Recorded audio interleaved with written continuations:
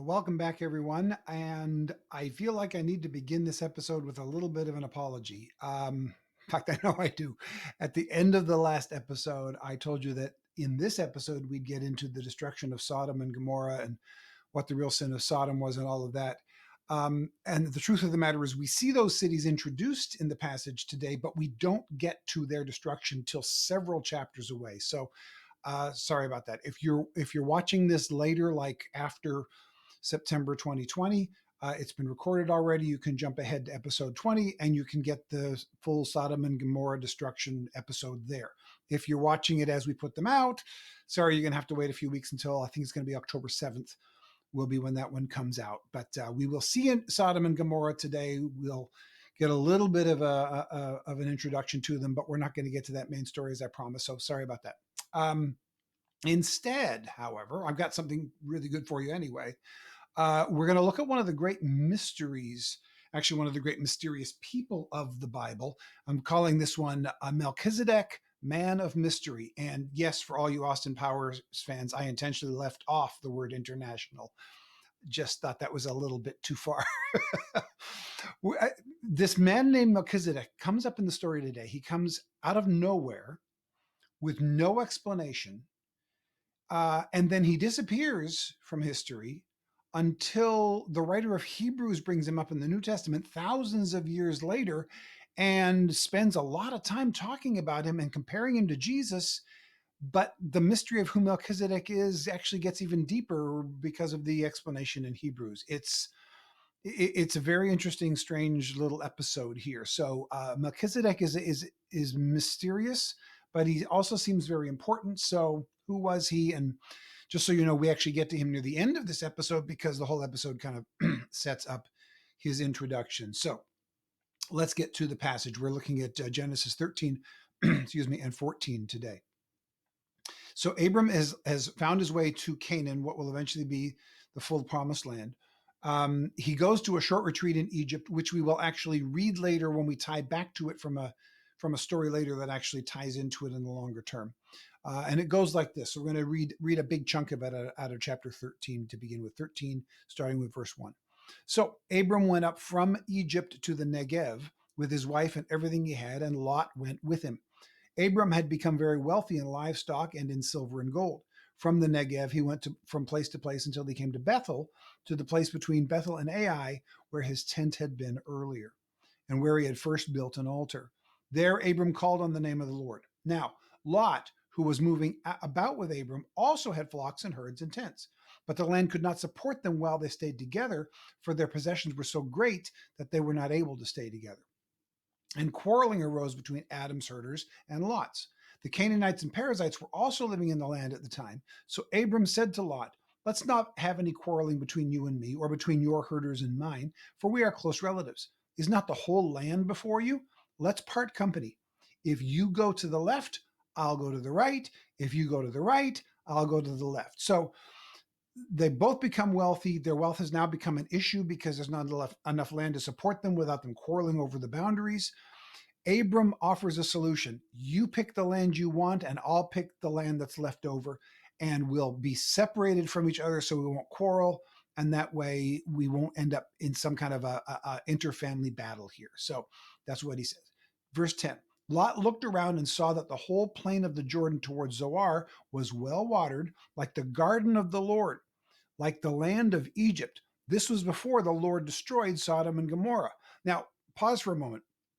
We have not yet gotten to the story of the destroying of Sodom and Gomorrah. As I said at the beginning, I promised it for today and then took a look at it and went, wait a minute, it doesn't happen for several more chapters. So why is it mentioned here that it's before the Lord destroyed Sodom and Gomorrah? Of course it is. We haven't read that story yet. Here's why.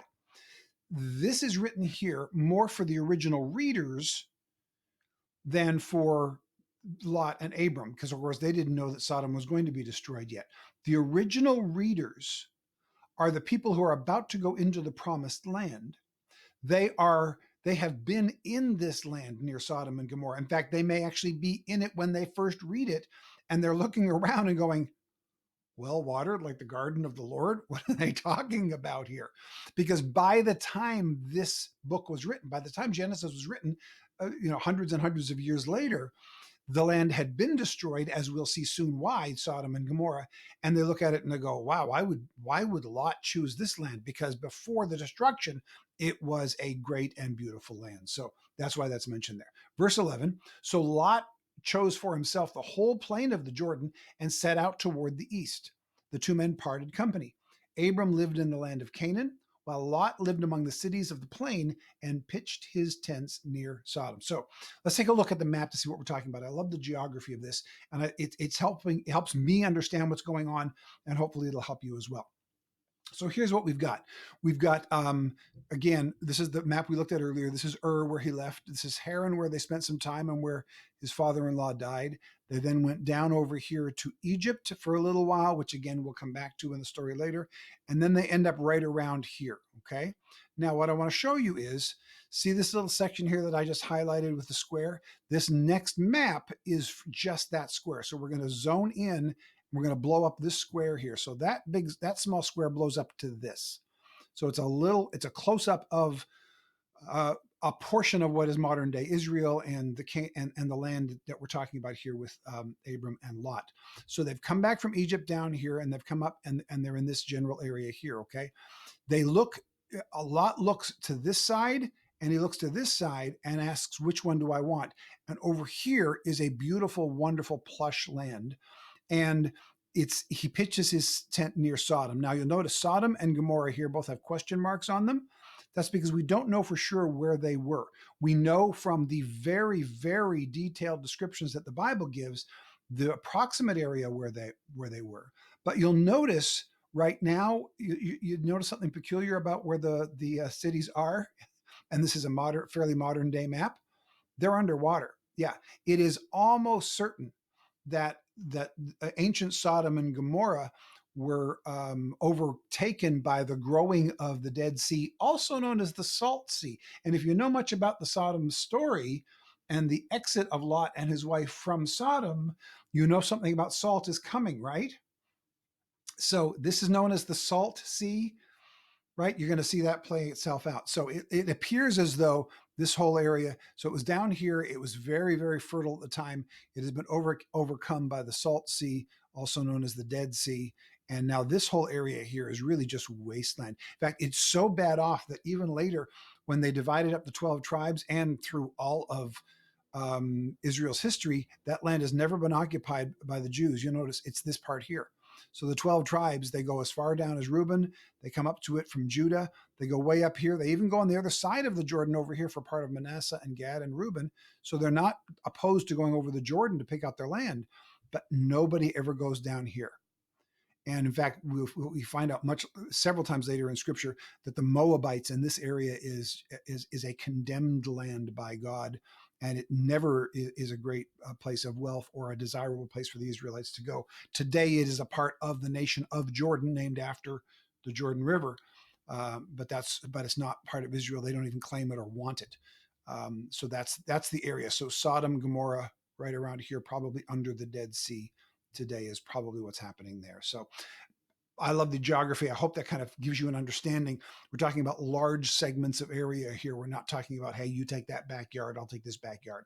We're talking about hundreds and hundreds of square miles of difference and an entire sea, or at least what would become a sea, separating them there. Okay. Now we get to verse 13.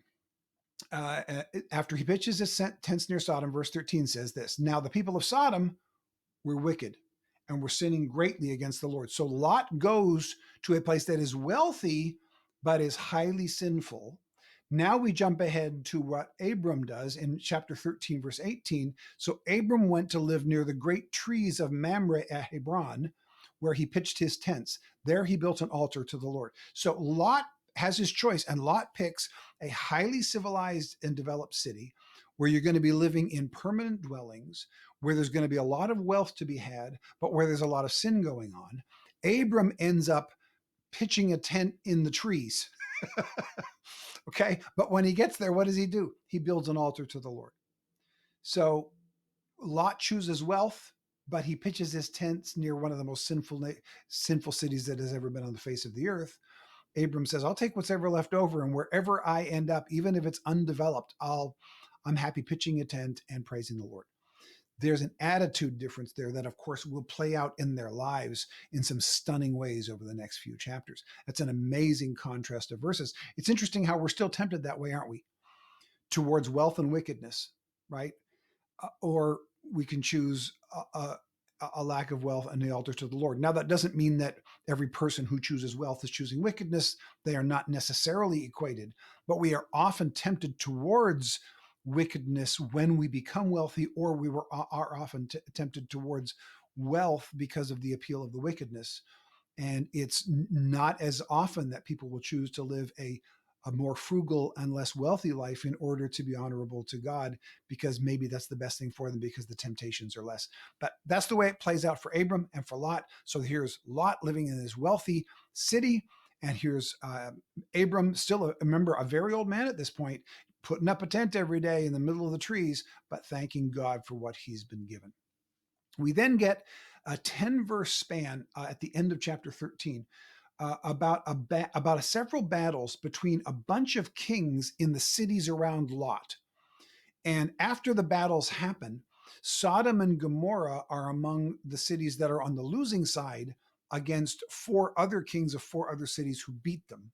And then you get to chapter 14, verse 11. The four kings who won these battles, 14:11, the four kings seized all the goods of Sodom and Gomorrah and all their food. Then they went away. That's part of what happens. You win the battle, you get all the stuff, right?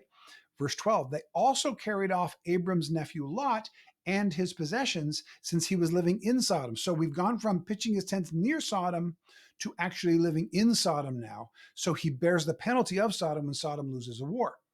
Verse 13, a man who had escaped came and reported this to Abram the Hebrew. And as we saw last week, this is the first place in scripture where Abram is referred to as a Hebrew. This is the first place we ever hear that word. And if you skipped over it and you want to know why the word Hebrew matters, that was a big and very important, and for me, a very fascinating study that we did last week about why he was called a Hebrew and why that matters as part of his faith journey. So we then now jump to chapter 14, verse 14. When Abram heard that his relative had been taken captive, he called out the 318 trained men born in his household. Pause for a minute here. This is a guy who showed up pretty much on his own, him, his wife, and his nephew, to the promised land. They've been there a few years, and he now has 318 men born in his household. He's been there long enough for these men to have been born, to have been raised, to have been trained. And there are 318 that are trained. Who knows how many are untrained? So that's why they had to divide all of their resources, because we're talking about a lot of people here, especially in an ancient culture. Okay. The 318 trained men born in his household and went in pursuit as far as Dan. Jumping ahead to verse 16. He recovered all the goods and brought back his relative Lot and his possessions, together with the women and the other people. After Abram returned from defeating Chedorlaomer, so on his way back home from defeating the king who kidnapped his nephew and his family and his possessions, on his way back from that with Lot, with all of his possessions, on his way home, chapter 14, verse 18 happens. Melchizedek, here we go. This is the guy. On his way home, for the first time ever, we hear about this guy named Melchizedek. 14:18. Melchizedek, king of Salem, first time we've heard of that city too. Melchizedek, king of Salem, brought out bread and wine. He was priest of God Most High. Okay, this all of us, now we got a couple mysteries. Never seen Melchizedek before, never heard of Salem before. Why is he bringing up bread and wine? Well, that's what you did for people who were traveling through. If you were kind, if you were decent, when people came through, you fed them, especially since they're in the desert and they can go miles, days, weeks between water and food. You come to a city, you get fed. So he's going by Salem. The king of Salem comes out. He feeds them, but it says he was also a priest of the God Most High, not of the pagan gods, but of the God, which means there were some worshipers of the true God in Canaan. Now, is this somebody that Abram had already talked to and had converted to the one true God? It doesn't appear to be that way. It doesn't appear they knew each other beforehand. Verse 19 continues the story, though. And he blessed Abram. He's a priest of God, so he puts a blessing on God's man, Abram, saying, "Blessed be Abram by God Most High, creator of heaven and earth, and praise be to God Most High, who delivered your enemies into your hand." Then Abram gave him a tenth of everything. Whoa, okay. This is the first record of tithing in the Bible. First time ever. It's not a law yet. There are no laws yet. I mean, there's no laws that have been given like the Ten Commandments and the laws of Moses yet. That hasn't happened yet. So first record of tithing in the Bible, and it's a fascinating aside about this tithing episode that we could spend an entire episode on, but we won't because that's not. We could go down these rabbit trails every time we get together with this. But let's take a look at a couple key points about what happens here. First of all, this Salem place. What is Salem? What's it all about? Salem is Jerusalem. Jerusalem. Ah, see that now? Yeah. All right. Salem is the ancient city that eventually becomes Jerusalem, which eventually becomes the city of God, of where the tabernacle is. So this is the place where eventually the temple is going to be, Jerusalem. Okay, okay. So that's what this is.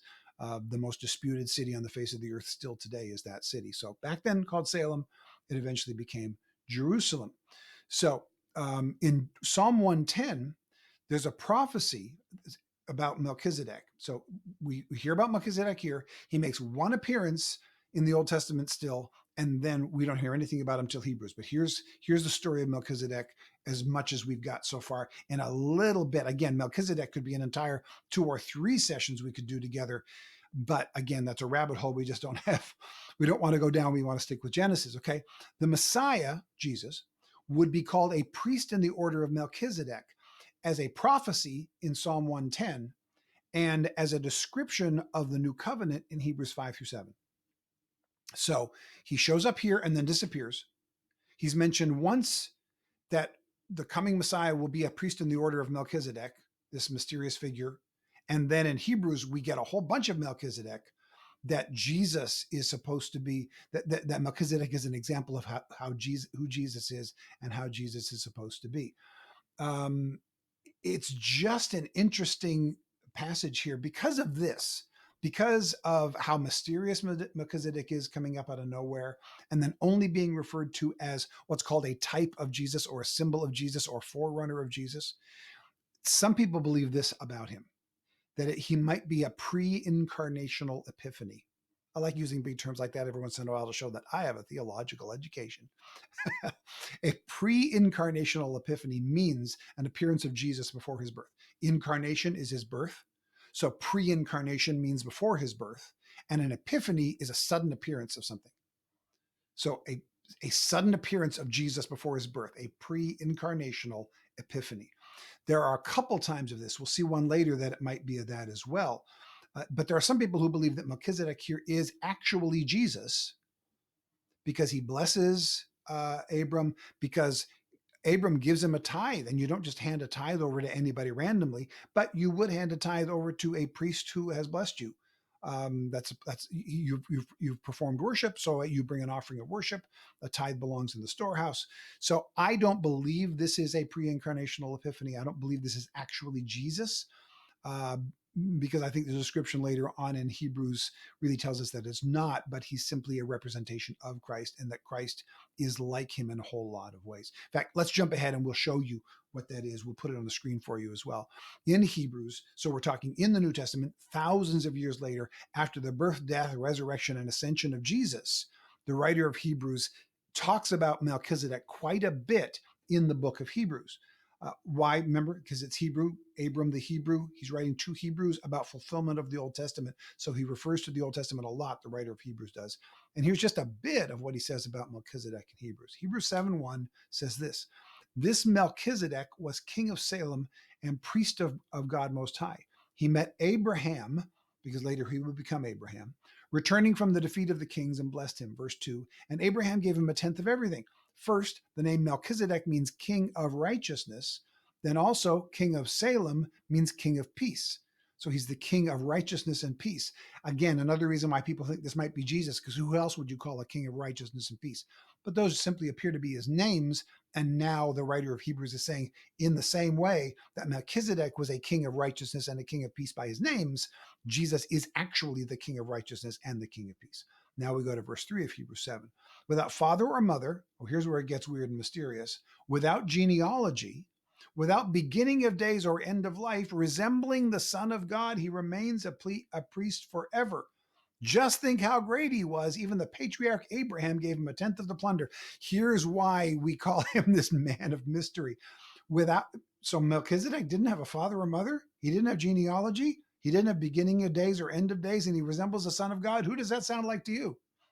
Jesus, right? So again, the people who believe that Melchizedek was a pre-incarnational epiphany, the actual Jesus appearing before his birth, here's a reason why. And I look at that and go, I get why you believe that. I believe that this is because he's talking about symbolism, he's talking about typology, he's talking about metaphors and figures of speech and comparisons. So he's saying Melchizedek is like Jesus. He's not saying Melchizedek is Jesus, right? Like, resembling the Son of God, he remains a priest forever. He was he was like Jesus. He's describing that Jesus is a priest like Melchizedek. He's not saying Melchizedek is Jesus. So this is a metaphor. It's not that Melchizedek was without father or mother. It's that we don't have any record of it. He appears out of nowhere. We don't have a record of his parents. We don't have a genealogy of him. We don't know when he was born. We don't know when he died. So maybe he's just a priest forever. So it's symbolism, it's metaphor, it's a figure of speech. That's my take on it. If you take it differently, if you think this is literal and therefore it has to be Jesus, I get it. And I've got no reason to argue against you because there's a lot there that makes it look like that. That's just not where I land on it. I land on this as figure of speech. And that's fine. We can go either way with that. We won't go into this in depth, or like I say, we'd be going down another big rabbit hole. But let's take a look at what a couple of things that this does do about Melchizedek, this man of mystery.